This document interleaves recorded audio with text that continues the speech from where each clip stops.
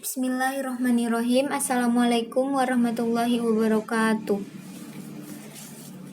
Perkenalkan, nama saya Nurul Hidayah Daulay. Saya dari Fakultas Perikanan dan Ilmu Kelautan, jurusan Pemanfaatan Sumber Daya Perikanan. Di sini saya akan menjelaskan sedikit tentang akidah Islamiyah. Yang pertama, akidah. Dalam Islam, akidah merupakan iman, atau yang bisa disebut adalah sesuatu yang diyakini dengan hati, kita ucapkan dengan lisan, dan kita amalkan dengan perbuatan.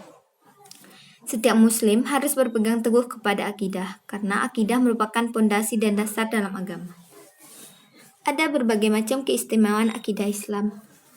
Antara lain, ajaran Islam itu mudah, terang, jelas, dan juga tegas, bisa menenteramkan hati. Al-Quran itu terbukti secara ilmiah, dan akan dibuktikan kebenarannya melalui sejarah dan bukti-bukti lainnya.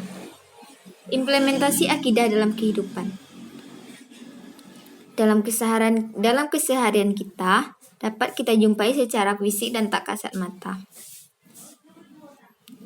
Akidah Islam dapat kita terapkan dengan berbagai cara. Misalnya, terus mempelajari Al-Quran dan hadis, beribadah dan beramal dengan niat karena Allah, dan masih banyak lagi bentuk penerapan akidah Islam yang dapat kita terapkan. Yang kedua, iman. Proses lahirnya iman. Proses lahirnya iman itu terbagi atas dua, yaitu percaya atau meyakini adanya Allah, Sang Pencipta. Yang kedua, sikap timbulnya percaya kepada Allah. Iman antara hati dan aplikasi. Iman dalam konteks kehidupan sosial sebagaimana yang terekam dalam literatur hadis memiliki jangkauan yang luas dan ruang lingkup yang tak terbatas. Dapat dikatakan bahwa iman meliputi seluruh dimensi kehidupan manusia. Rukun iman. Kita pasti tahu rukun iman itu terdiri atas 6. Yang pertama, iman kepada Allah, iman kepada malaikat, iman kepada kitab Allah, iman kepada nabi dan rasul, 5 iman kepada hari kiamat, dan 6 adalah iman kepada qada dan qadar. Iman kepada Allah. Iman kepada Allah adalah keyakinan bahwa Allah itu adalah Rabb dan pemilik segala sesuatu. Dialah satu-satunya pencipta, pengatur segala sesuatu. Dan dialah yang harus kita sembah. Janganlah ada yang kita sembah selain Allah. Yakinlah ilmu tauhid, yaitu hanya Allah lah satu-satunya sebab pencipta yang wajib kita sembah dan kita yakini keberadaannya. Pengertian tauhid dan pembagiannya. Tauhid adalah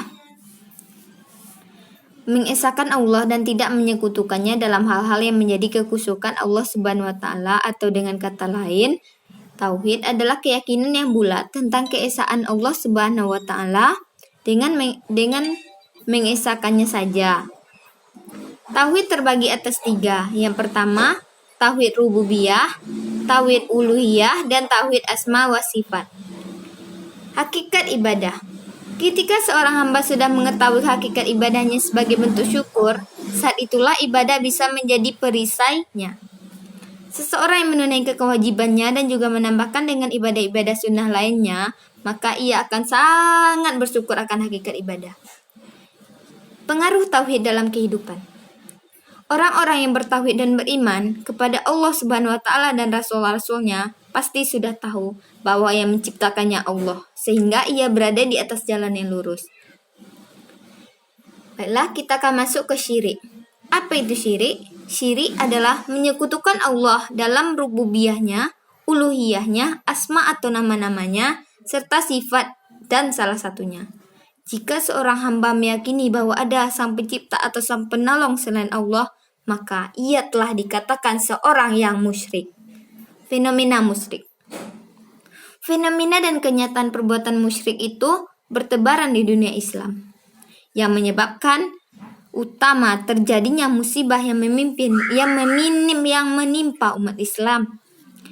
Hal itu terjadi karena mereka berpaling dari tauhid, serta karena perbuatan syirik yang mereka lakukan dalam akidah dan perilaku mereka. Dampak syirik dalam kehidupan kita, baik itu pribadi maupun masyarakat. Syirik adalah sebesar-besarnya dosa yang wajib kita jauhi, karena perbuatan syirik atau menyekutukan Allah menyebabkan kerusakan dan bahaya yang besar, baik dalam kehidupan pribadi maupun dalam kehidupan masyarakat.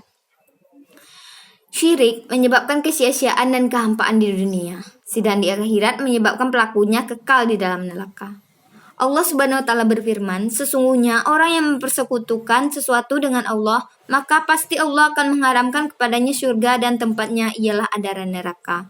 Dan tidaklah bagi orang-orang dia zalim itu tidak ada satu orang pun penolong. Al-Maidah ayat 72. Dan ada satu lagi, dan janganlah kamu termasuk orang-orang yang mempersekutukan Allah, yaitu orang-orang yang memecah belah agama mereka dan mereka menjadi beberapa golongan. Tiap-tiap golongan merasa bangga dengan apa yang ada pada golongan mereka. Surat Ar-Rum ayat 31-32.